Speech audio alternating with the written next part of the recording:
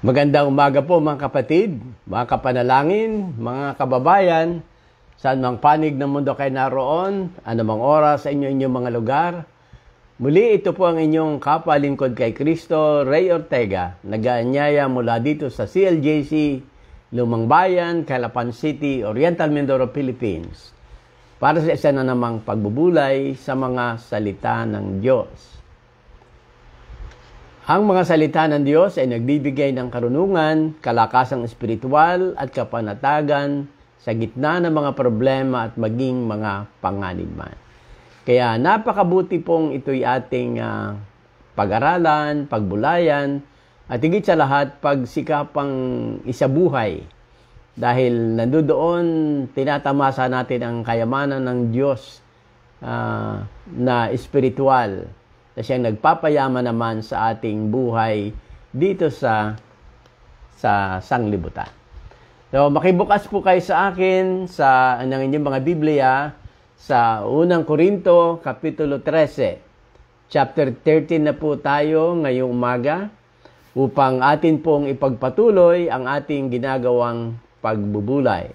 So, ngayon po ay araw ng Huwebes, November 26, 29 days na lang doon sa mga nagse-celebrate ng Pasko. Sana'y ready na kayo o nagre-ready po kayo. Pagkatapos pong ipakita ni Apostol Pablo sa mga taga-Korinto ang masamang epekto ng maling turo o pagkaunawa sa mga kaloob na espiritual, ay winakasan ni Apostol Pablo ang pagtalakay sa pagsasabi na sa halip na hangarin ng mga mananampalataya, ang prominenteng kaloob ay dapat nilang hangarin ang mas dakilang kaloob o the greater gift.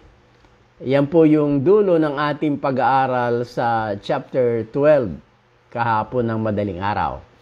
At sa pagtatapos din ay sinabi po ni Apostol Pablo na kanyang ituturo ang landas na pinakamabuti sa lahat. By the way po, ang chapter 14 ay tungkol pa rin sa mga kaloob na espiritual. Kaya pagkatapos natin itong Kapitulo 13, ay babalikan natin ang application noong ating mga pinag-aralan sa chapter 12. Ngayon po, ang pagpasok ng mga maling kaisipan sa iglesia na hindi na pag-ingatan ng kanyang mga tagapanguna, ang isa sa mga dahilan ng pagkawasak ng maraming kapulungan kahit na sa ating kapanahunan. So, nangyari yan sa Korinto at nangyayari pa rin hanggang sa kasalukuyang panahon kapag ang mga tagapanguna ng iglesia ay nakakalingat sa pagpapatupad at lalo na sa pangalaga ng kanilang mga pinangungunahan. Ito'y nakakawasak sa isang magandang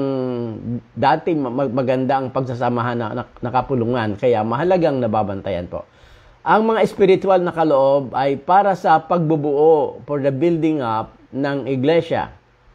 Ngunit ang maling pagpapahalaga dito ng mga mananampalataya, kung magkaroon po ng maling pagpapahalaga sa spiritual gift, ay nagiging dahilan ng kanilang pagkawasak. At yan ang nangyari sa Korinto. Muntik na silang mawasak na wasak dahil sa maling nilang pagpapahalaga sa mga tinatawag nating kaloob na espiritual. Ang question po ngayong umaga ay, alin ang pinakamabuti na hindi hinangad ng mga taga-Korinto na ngayon ay ituturo ni Pablo? Kasi sabi niya, maganda lahat yan. Maganda yung tungkol sa apostol, sa pangaral, sa mga himala, sa mga pagtulong, pamamahala. Maganda lahat yon. Pero sabi niya, mayroong pinakamabuti na dapat ay siya nating unang hinahangad. At sabi niya, ito ang aking ituturo sa inyo.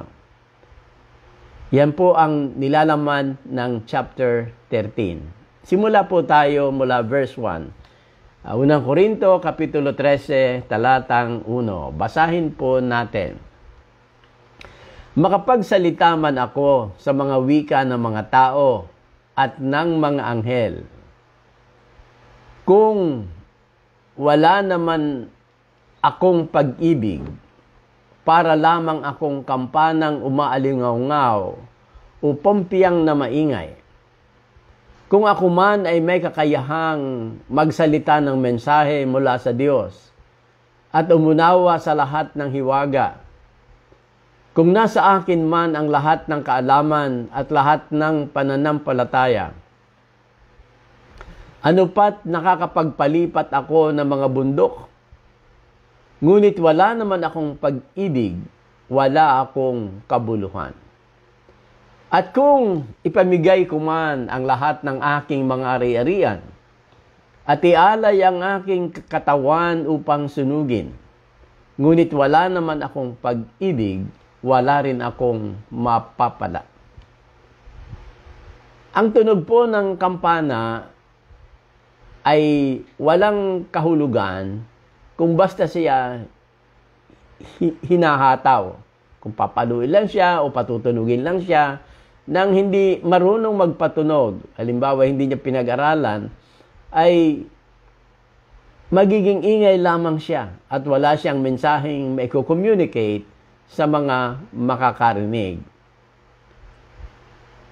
Alam po natin na ang kampana ay halimbawa sa mga nakaraang mga araw, lalo na noong wala pa mga communication equipment kagaya ngayon, ito ang nagsisignal kung may panganib sa isang bayan. Bukod sa pagtawag sa mga mananampalataya, yung bawat ripeke ng kampana ay may kahulugan. Kaya nung nariyan kami sa Gloria, nung matagal na, natanong ko yung mga devout na Catholic, anong kahulugan nun? May patay po, ipinapanalangin ngayon. So, doon sa mga nakakaintindi, yung bawat ripeke ng kampana ay alam nila may sinasabi yon. Pero kahit na alam ng mga nakakarinig, kung mayahataw ng kampana na basta na lamang, ingay lang ang kalalabasan noon po. No. Ito na marahil po yung pinaka matalim na rebuke na maaaring marinig ng mga nahuhumaling sa mga dakilang spiritual gift. Kasi gusto ng iba yung magandang spiritual gift eh. Halimbawa, siguro, yung iba sa inyo ay naghahangad sana, meron kayong kakayanan magpagaling ng mga may sakit. Meron kakayanan na magpalakad ng pilay. Ano pa? Yung kung sa pag-awit ay yung pag-umawit tayo, talagang yung mga tao ay nadadala mo sa pagsisisi sa kasalanan. Yun po yung mga special na mga spiritual gifts. So, ang tao ay pwedeng mahumaling sa mga dakilang gift, gaya ng mahusay na mangaral, magaling na magturo. Yung bang hindi, kahit na may appointment ang tao, pag nakinig sa kanya, nakakalimutan dahil sa husay niyang magturo. Gustong-gusto po natin yung mga ganong klaseng spiritual gift. Sa pag-aakala natin na yun na yung kabuuan ng lahat.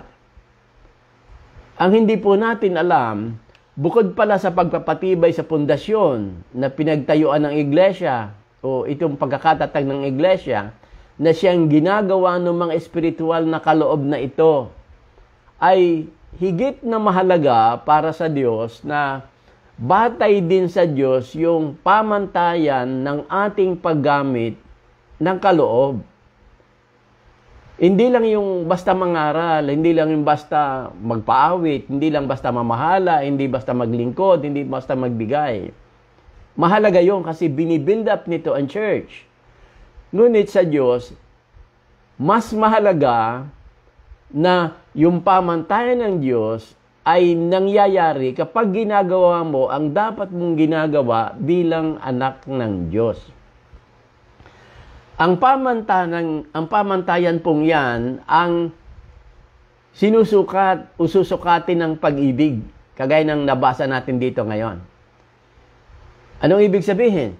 Gaano man kadakila o gaano man kalaki ang mga gawa ng iyong spiritual na kaloob o kaloob na spiritual, however we pronounce, we say it, o translate it.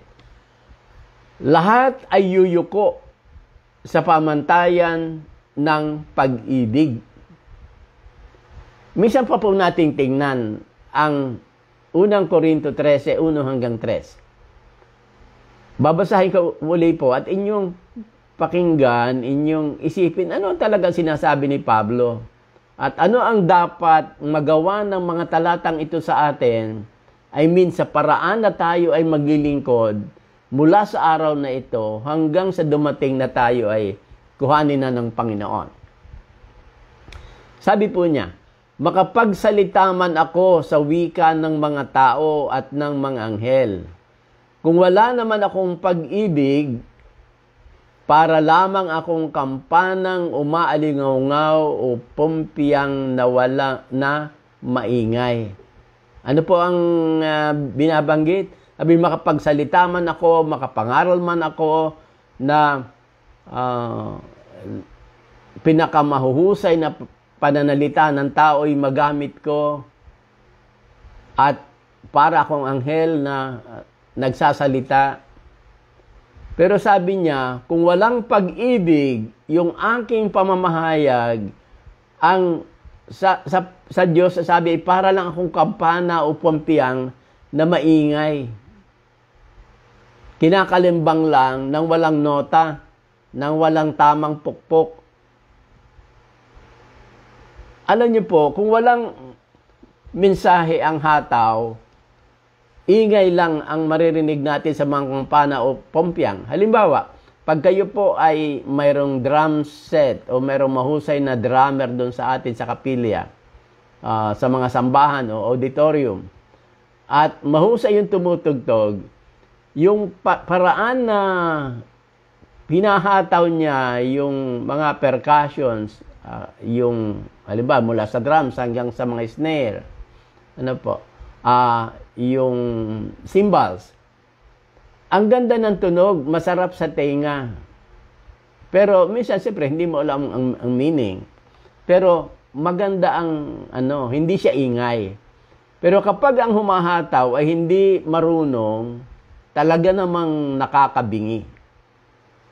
At minsan, kahit medyo nakakaintindi na, pero wala naman sa tamang tempo yung paghataw, talagang nakakabingi siya. So, sabi dito, kung magsalita man ako ng wika ng mga tao at mga anghel, ano pa't humanga sa akin ang mga tao? Ngunit kung wala akong pag-ibig, ang sabi po ni Pablo, nag-ingay lamang ako. Pangalawa, sabi, kung ako man ay may kakayahang magsalita ng mensahe mula sa Diyos, ibig sabihin, naunawaan ko ang Diyos, alam ko ang sinasabi ng Diyos, at kaya kong ipaliwanag ito sa mga tao. Yung mga hiwaga ng Diyos, naiintindihan ko. Kung sabi pa niya, kung nasa akin man ang lahat ng kaalaman at lahat ng pananampalataya, ano pa't nakakapagpalipat ako ng bundok, ibig sabihin, napakadakila na niyan. Isipin mo yung nagpapalipat ka ng bundok, o dahil sa pananampalataya may mangyayari, mga bagay na hindi inaasahan ng mga tao. Pero sabi ni Pablo, kahit magawa mo yan, kung wala naman ikaw pag-ibig o wala akong pag-ibig, wala akong kabuluhan. Nakita po niyo mga kapatid? Ang mga taga-Korinto ay nag-aaway-away dahil nagpapataasan sila kung alin ang magandang kaloob, alin ang mas effective, sino mas dakila. Pero sinasabi ni Pablo ngayon dito, gaano man kagaling, kadakila yung kaloob na iyong ginagamit at ipinaglilingkod, kung walang pag-ibig, walang kabuluhan. Para ba sa mga pagtuturo? Makapagturo ka man, marami ka mang bata o matatanda na inaakay dahil magaling kang magturo at gustong-gusto mong magturo. Pero kung walang pag-ibig, kung hindi pag-ibig ang dahilan ng iyong paglilingkod, walang kabuluhan. Ito pa, verse 3. At kung ipamigay ko man ang lahat ng aking mga ari-arian at ialay ang aking katawan upang sunugin, sobrang katapatan na po yun na kaya mong magpakamatay o mamatay para sa iyong pinaglalaban, lalo na kung para sa Panginoon. Sobrang katapatan na yan kung tutuusin. Pero sabi pa rin ni Pablo, kung wala naman akong pag-ibig, kung hindi naman talaga dahil sa pag-ibig sa Diyos ito, kung hindi ito dahil sa pag-ibig sa mga tao, sabi, wala rin akong mapapala. Ibig nyo yun, ibigay ang kayamanan, ibigay ang lahat, ibigay ang ari-arian, pero kung walang pag-ibig, wala pa rin. At wala pa rin daw itong mapapakinabangan. Ngayon po, nagsisimula na nating maunawaan si Pablo kung bakit itong itinuturo niya ngayon ay higit na dakila at nagdadala sa landas na pinakamabuti. Di ba yan po ang pangako niya? Na kanyang ituturo ang landas na pinakamabuti. At ito pala yung landas ng pag-ibig. Ano bang katangian ng pag-ibig? At bakit ito nangingibabaw sa lahat ng virtues and traits? Yan po ang ating huwag kakalimutan. Ang pag-ibig ay nangingibabaw sa lahat ng virtues and traits. Ngayon, kung titingnan po natin ang mga katangian ng pag-ibig, makikita po natin kung bakit ito ang panukat, kung karapat-dapat sa gantimpala ang ating mga ginawa sa pamamagitan ng mga espiritual na kaloob na ating tinanggap mula sa banal na Espiritu. Verse 4, ang pag-ibig ay matiyaga at magandang loob. Yan ang unang katangian ng pag-ibig. That's why it always stand out. At lamang siya sa lahat ng kaloob. Piliin mo na ang pinakamagaling na kaloob. Speaking in tongues, charity, being an apostle, being an evangelist, being a pastor, teacher. Lahat ng yan, pwede mong gawin dahil gusto mo, dahil kinakailangan ka, pero kung walang pag-ibig, wala. Friend, bakit? Ano ang katangian ng pag-ibig? Ang pag-ibig daw ay matiyaga at magandang loob.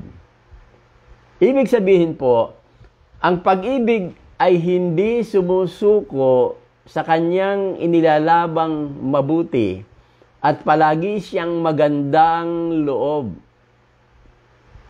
Ibig sabihin, hindi ito nag-iisip o nakadarama ng masama sa kapatid o sa kapwa.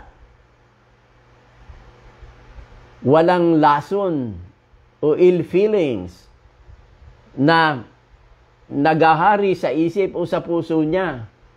Kaya hindi siya sumusuko kahit anong kulit ng isang tao, kahit anong bastos ng isang tao, nananatili yung katiyagaan niya doon sa mga tao na gusto niyang pahayagan o naniniwala siyang sinasabi ng Diyos na pahayagan niya ng salita ng Diyos dahil mayroong pag-ibig. Ano po? Kaya kapag puno ka ng pag-ibig, matiyaga ka sa iyong ginagawa, lalo na para sa Panginoon, dahil hindi ka basta susuko. Ba't hindi ka susuko? Kasi hindi sasama ang loob mo sa mga tao. Hindi ka magagalit sa mga kagalit-galit. Hindi basta magagalit. No? Hindi ka mag-iisip ng negative sa kapwa mo. At dahil diyan, yung ginagawa mo para sa Panginoon, nananatili yung pace, matyaga at magandang loob. Laging ang iniisip ay ang kabutihan ng mga taong iyong pinaglilingkuran. Ganyan po yung katangian ng pag-ibig. Hindi siya basta sumusuko. Kaya nga, minsan, parang nakakainis, pero totoo. May mga misis na papag-usapan lang na binubugbog na ng asawa, pinapabayaan na ng asawa, hindi na pinaglilingkuran ng tama. Pero ayaw nilang lumaya sa sitwasyon. Pilit nilang sinisiksik pa rin ang sarili nila kahit minsan nagmumukhang busabos na sila. Yun ay dahil sa pag-ibig. Kaya dito pala makikita natin na pag talaga pala nagmamahal ang isang tao, hindi siya sumusuko. Kahit nasasaktan na siya, kahit na anong ipinapakita mo sa kanya, gagawin pa rin niya yung tamang dapat gawin. At hindi siya titigil hanggang hindi niya matapos yung kanyang ginagawa. Yun po'y dahil sa pag-ibig. Ano pa? Ang pag-ibig daw ay hindi mainggitin, hindi mayabang, hindi mapagmataas, hindi magaspang ang pag-uugali. Verse 5, at hindi makasarili. So, tingnan natin sandali. Hindi mainggitin. So, kung ang kaloob ko man ay hindi kasing laki ng kaloob niya, hindi kasing dakila, hindi ako maiinggit. Kung mas marami siya nagagawa, mas pinaparapakan siya ng tao, gayong pareho lang kami naghirap, dahil ako'y puno ng pag-ibig, hindi ako maiinggit. Kasi ang pag-ibig daw ay hindi mainggitin. Kaya, bato-bato sa langit, kung kayo po'y mainggitin, yung kayong mahili sa mga tao na maaring lamang sa inyo, i-check natin ang pag-ibig. Kasi, ang pag-ibig daw ay hindi mainggitin. Hindi mayabang. Hindi nagmamalaki ng meron siya. Hindi mapagmataas. Mapagpakumbaba siya o normal lang. Hindi niya minamalit ang sarili niya pero hindi rin niya itinataas. Hindi magaspang ang pag-uugali. Hindi nagpapakita ng masamang ugali kapag hindi niya gusto ang mga nangyayari. Kasi yun daw ang katangian ng pag-ibig, sabi ni Pablo. Ngayon, kung tayo kahit lingkod ng Diyos ay nagpapakita ng masama sa mga tao na nakaka-offend sa atin, kahit na anong galing natin maglingkod, ay may problema tayo. Bakit po? Dahil mayroong mahalaga na kulang sa atin. At ang kulang ay yung pag-ibig. Ang pag-ibig po ay hindi makasarili. Sabi ni Pablo. So, kung isa-summarize natin, hindi siya tumitingin sa kung ano ang meron ng iba, na wala siya. Kaya dahil dyan, hindi siya naiinggit. And then, hindi magaspang yung ugali niya, hindi siya makasarili. Hindi siya naapektuhan o hindi naapektuhan ang kanyang paggawa nang dahil sa masamang ugali ng iba, kahit pa ng mga nakakasakit sa kanya. Minsan tayo, pag gumagawa, itinitigil natin o kaya inilalayo natin kapag masama ang ugali ng iba. Nagbabagong temperatura natin. Pero kapag pala mayroong pag-ibig, yung paggamit mo ng kaloob na ibinigay ng Diyos sa iyo, kahit pa nasisihan yung iba o hindi ka masasaktan. Hindi ka basta magagalit. Hindi rin magyayabang kung masyadong kapuri-puri naman, no? Dahil sa pag-ibig. So, hindi tayo naapektuhan ng ginagawa ng iba, ng inuugali ng iba, kahit sa ating paglilingkod, kapag tayo ay gumagawa ayon sa pag-ibig. Sapagat ang pag-ibig ay hindi mainggitin, hindi mayabang, hindi mapagmataas, hindi magaspang ang pag-uugali, hindi makasarili. May mga tao na kapag nahihirapan, samantalang yung iba hindi gumagawa, ay makikita mo ang asim ng mukha nila. Makikita mo yung pagdadabog, may pagbabagsak. Yun po'y dahil yung pag-ibig nila, bumababa, halos baka nawawala. Napapalitan ng galit. At nagiging mahirap yung paggawa nung ginagawa nila na dapat sa kabutihan ng mga taong kanilang pinaglilingkuran. So, hindi magagalitin, hindi mapagtanim na sama ng loob sa kapwa. Sabi ng verse 5, hindi ito natutuwa sa masama, sa halip ay nagagalak sa katotohanan. Ang pag-ibig ay hindi natutuwa kapag yung kinaiinisan mo ay may masamang nangyari sa kanya. O kaya kung napahiya siya, kung anumang naranasan niya dahil sa kayabangan niya, hindi natutuwa ang puno ng pag-ibig, sabi ni Pablo. Kasi hindi nga siya magalitin, hindi mapagtanim na sama ng loob, hindi natutuwa sa masama. Sa halip ay, ang pag-ibig ay nagagalak sa katotohanan. Kahit na ang katotohanan hindi pabor sa kanya, kung nagaganap ang katotohanan, natutuwa pa rin ang tao na puno ng pag-ibig. So, ang pag-ibig po ay wala ng pagdanasang manakit at hindi rin nagtatanim ng sama ng loob sa kapwa at palaging nasa katotohanan ang kanyang kagalakan. Kaya sa atin ng mga lingkod, mahalaga ito na nadarama natin ito. Palagay ko, walang makapagmamalaki sa ating hindi ito nangyayari. Pero ngayon ay sinasabi na sa atin ni Pablo na kung ikaw ay lingkod at ikaw ay naglilingkod, maging lingkod bayan, gaya ng guro o sa mga empleyado. Mahalagang apply din ito dahil kung tayo ay mananampalataya, anuman ang ginagawa natin ay paglilingkod yon sa Panginoon. Verse 7.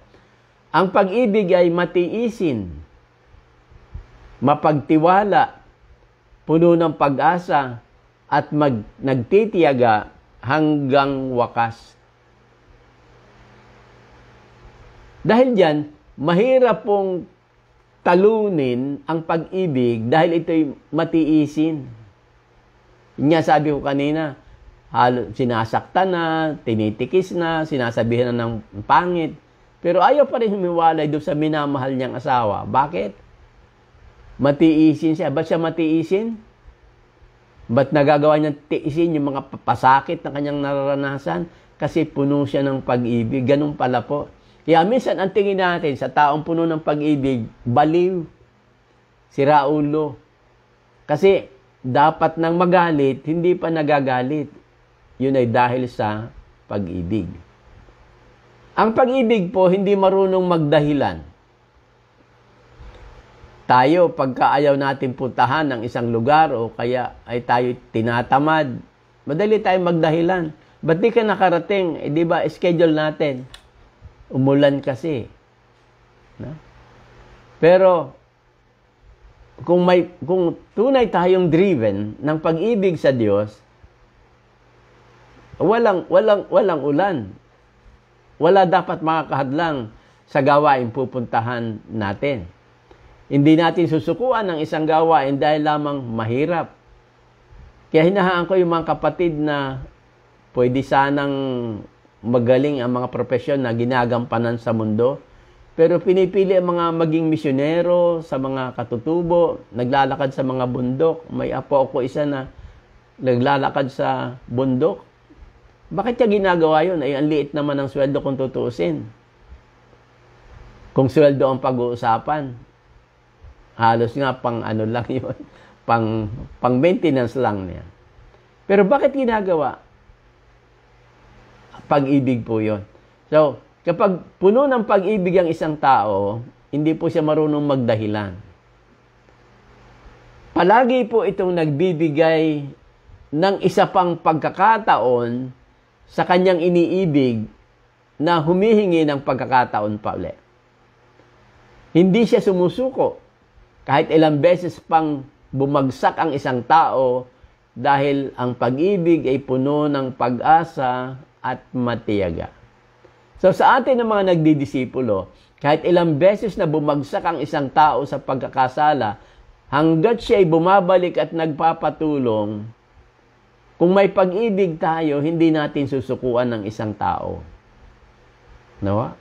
Kahit nakakainis na, minsan para nakakabastos na, pero yung mga lingkod na puno ng pag-ibig, kakalinga pa rin sila sa kanila. At minsan, naiinis tayo doon sa mga taong parang wala ng sariling pagkatao dahil sa kanilang sobrang pagmamahal. Pero pag tinignan natin itong unang Korinto Kapitulo 13, Yung pala yung pinakamataas na kaloob. Yun pala po yung pinakasusukatan ng Diyos ng ating paglilingkod. Ibig sabihin, kung ikaw ay lingkod ngayon, dami mong ginagawa sa church, dami mong ginagawa, sabi mo, para sa Panginoon. Mahalaga na lalampas yan, makakalusot sa sukatan ng pag-ibig. Kasi doon niyaan susukatin ng Diyos. So, ang pag-ibig po ay matiyaga at ang kanyang katiyagaan ay taglay niya hanggang wakas. Verse 8. Ano ang sabi sa verse 8 po? Matatapos ang kakayahang magsalita ng mensahe mula sa Diyos. Ibig sabihin, darating yung pagkakataon, hindi na kailangan magmensahe kagaya ngayon. Hindi na kakailanganin pa. Titigil rin ang kakayahang magsalita sa iba't ibang wika. At lilipas ang kaalaman. Hindi na kailangan yung karunungan ng tao. Dahil nandyan na ang Panginoong Jesucristo. Pero alam niyo po ang sabi, ngunit ang pag-ibig ay walang katapusan. Mawawala ang lahat ng spiritual gifts. Wala na yung mga apostol, wala na yung evangelist, wala na yung mga pastor at guro kasi ang Panginoon na ang lahat-lahat. Pero yung pag-ibig po, ando doon pa rin. So, kumpara sa ibang mga kaloob, ang pag-ibig po ay walang katapusan, walang kamatayan. Matatapos ang lahat, ngunit matitira pa rin ang pag-ibig. Sa verse 9, sinabi po ni Pablo yung ganito, hindi pa ganap ang ating kaalaman at hindi rin ganap ang kakayahan nating magsalita ng mensahe mula sa Diyos. Ngunit pagdating ng ganap, sino po yon? Ang ating Panginoong Jesucristo at ang kanyang dalang kaganapan sa atin, maglalaho na ang di ganap. Alin yan? Yung mga kaloob na meron tayo. Hanggang sa ngayon po, hindi pa rin matatawag na perfect yung kaalaman natin. Palagi at walang katapusan yung ating pag-aaral. Walang katapusan yung ating mga pagbubulay. Hanggang ngayon. Pero ang sabi ng salita ng Diyos, maging yung kakayanang magsalita ng mensahe ng Diyos, kailangan pa rin hanggang ngayon. Sa kabila ng lahat ng naabot na natin, ang naranasan natin sa Panginoon. Pero alam niyo po, ang sabi ni Pablo, pagdating ng ganap, pag nandito na ang Panginoong Jesucristo, pag tayo'y magkakasama na, pag dumating na yung araw ng katubusan, yung Day of Redemption na tinatawag, at mapawi na ang mga bagay na hindi perfect, hindi ganap, tayo'y lubusan ng lumaya sa kasalanan kasi yung ating paglaya ay hindi pa ganap na ganap. Bagamat hindi na tayo pinapanagot ng Diyos. Ano po? Sa araw na yon, ito po ang mangyayari. Hindi na kakailanganin ang mga kaloob na espiritual na pinag-aawayan ng mga nasa church. Hindi na mangangaral. Hindi na kailangan ng himala. Kasi wala nang paghihimalaan. Pero hanggang doon po sa sitwasyon na yon, masusupungan pa rin natin ang pag-ibig, sabi ni Pablo sa verse 10. Verse 11, nung ako'y bata pa, ako'y nagsasalita, nag-iisip, at nangangatwirang tulad ng bata. Ngayon ako'y mayroon ng sapat na gulang, iniwanan ko na ang mga asal ng bata. Verse 12, sa kasalukuyan, ang ating nakikita ay tila malabong larawan sa salamin. Subalit darating ang araw na ang lahat ay makikita natin ng harapan. Bahagya lamang ang nalalaman ko ngayon, ngunit darating ang araw na malulubos ang kaalamang ito. Tulad ng lubos na pagkakilala niya ni Kristo sa akin. Yan po yung sinasabi ni Pablo. Mga kapatid, ang huling verse pong ito ay kapahayagan ng progreso mula sa kamusmusan ng isang paslit paslit sa pananampalataya, hanggang sa paglago na maabot niya na yung gusto ng Panginoong Hesukristo na kanyang maabot. Kung kailan kanyang iniiwan na ang mga bagay na hindi angkop sa kanyang edad at nagkakaroon na ng pagbabago tungo sa pag-unlad ng pananampalataya. At kahit na anino pa rin lamang yung natatanaw niya sa hinaharap, na para siya nakatingin sa salamin, hindi pa niya makuha, pero andyan na, mayroon na mga pagbabago. Ano ang sinasabi ni Pablo po dito? Sa panahon na ito, para tayong mga paslit, ang ano kasi, pag bata pa tayo, umaakto tayong parang bata. Pero habang umiidad tayo, nagpapalit tayo ng ugali. Kasi hindi na natin gustong gawin yung hindi bagay sa edad natin at sa laki ng katawan minsan. Ang ginagawa na natin ay yung bagay sa laki ng katawan natin at sa kaunlaran ng isip natin. Hindi na natin ginagawa yung mga bagay na pambata kasi maedad na tayo. Kaya yung bagay sa atin ang ginagawa natin. Yan po ang sinasabi ni Pablo na mangyayari sa atin na pagdating ng araw, itong mga bagay na ito na parang mga pambata ay iiwan na natin. At tayo ay mabubuhay na maayos ayon sa hinahangad ng Diyos at ng Panginoong Hesukristo sa atin. Sa ngayon, hindi pa natin kitang-kita ito. Pero dahil itinuro ng Panginoong Hesukristo sa atin at nililinang ng mga kaloob, nakikita na po natin ito.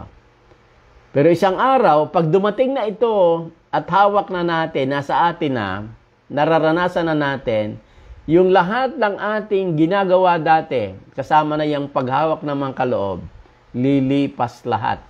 Dahil makikita na natin na mukhaan ang ating Panginoong Hesukristo at makikilala natin siya ng ganap, perfectly knowing Christ, sa paraan na nakikilala tayo ng ating Panginoong Hesukristo.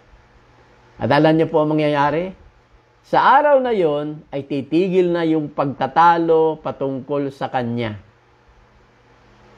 Sapagkat siya na yung magiging lahat sa lahat.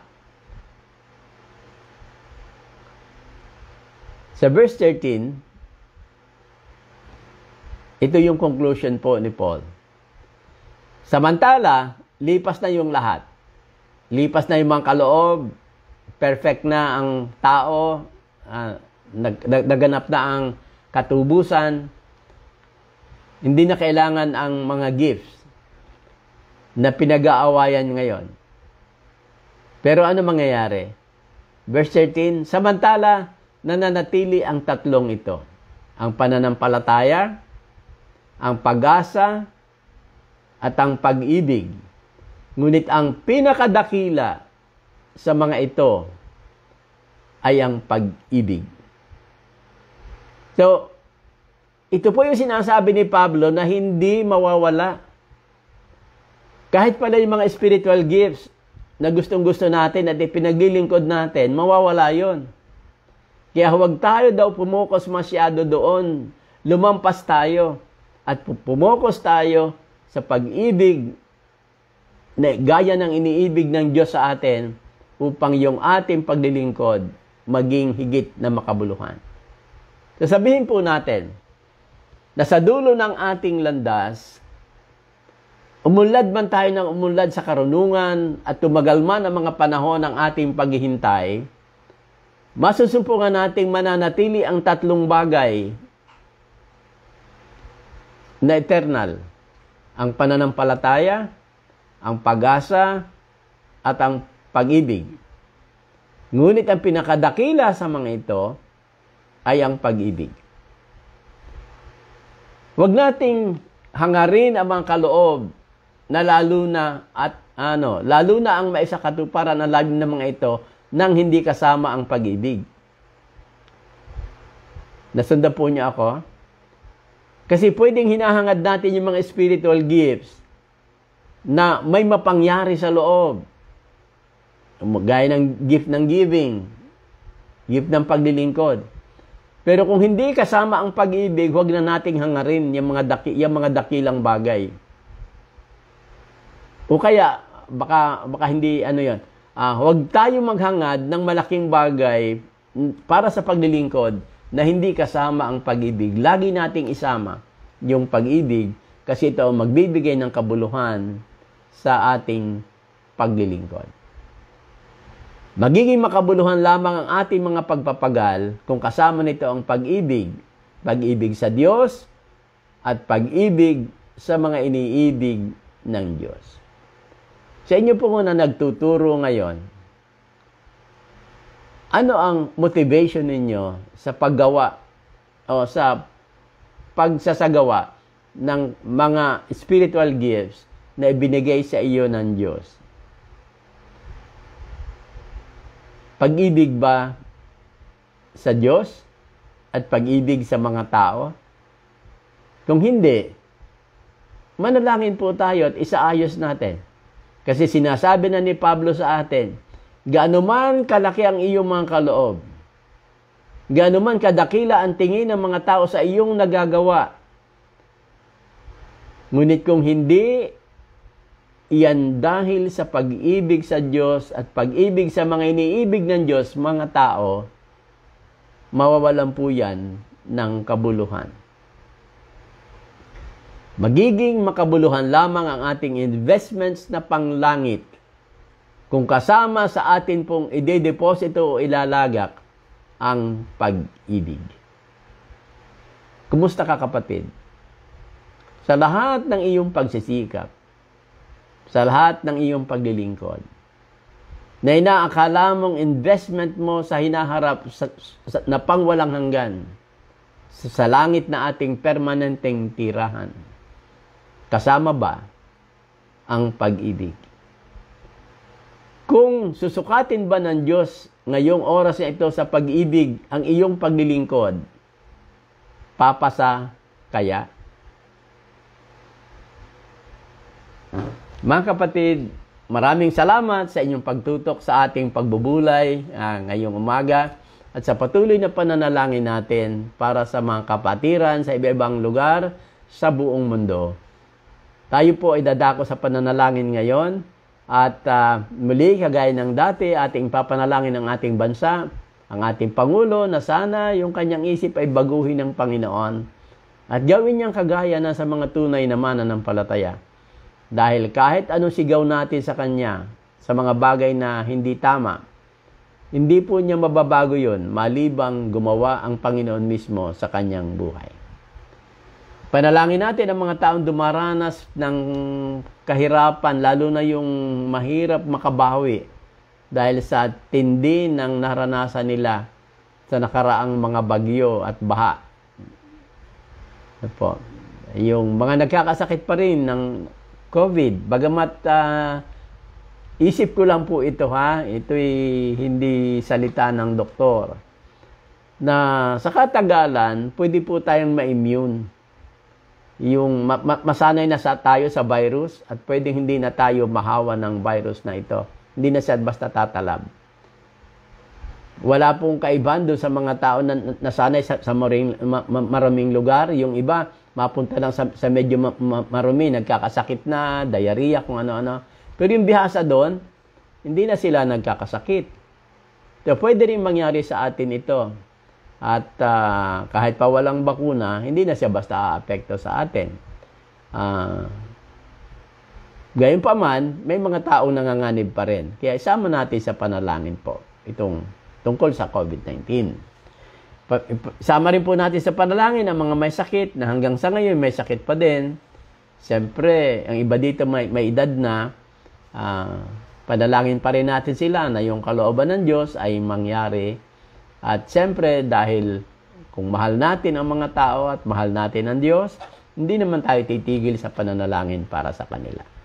So, Stephen Cantos, Anita Nebrejo, Marie Villares, Emily Aba Castillo, Erlinda Bernardino. Ito po yung ating mga nasa talaan ngayon na mga medyo mabibigat ang sakit. Hindi po pangkaraniwan at talagang naglalagay sa panganib sa buhay at higit sa lahat, masyado pong magastos. Panalangin natin ang ating mga cells and Bible study na tunay na gamitin ng Diyos ang mga tagapanguna at lumago sa pananampalataya ang mga pinapangunahan at makita sa kanilang buhay ang buhay ng ating Panginoong Hesukristo.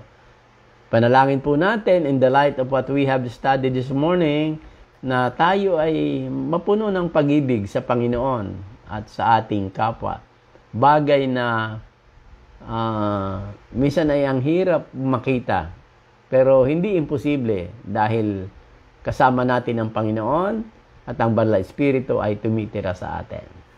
So mga Bible study po at mga cells sa iba-ibang mga lugar dito sa Calapan at yung mga bubuksan pa, Lord willing, maging sa ibang mga probinsya, sa iba-ibang mga groups, sa ibang bansa, isama po natin sa panalangin.